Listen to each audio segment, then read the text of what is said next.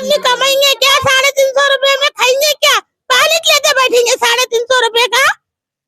मोहल्ला के पानी लेना पड़ता है हमको। हम बहुत परेशान है। 6 साल हो गए आज आके हम प्लांट पे, अभी तक पानी नहीं आया हमारे नल को।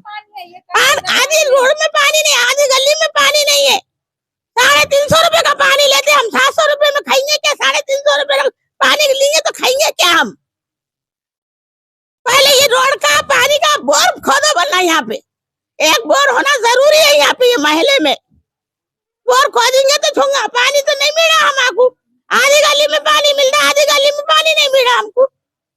हम बहुत परेशान है। नालियां तक नहीं, उधर की नाली बनाओ बनना, रोड बनाओ बनना, ड्रेनेज बना के दो बनना। क्या वोट डालेंगे हम?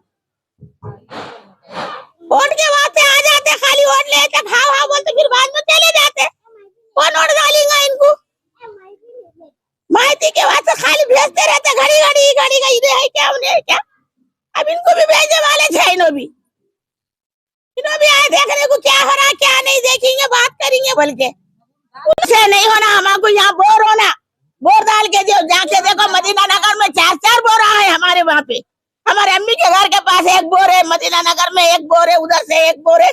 हमको पानी के वास्ते बोर होना, मगर पैसा नहीं होना। 500 रुपए लेके क्या शर्मिंदे रहेंगे क्या? 12 नंबर गली में बोर डाल के दो बोलना।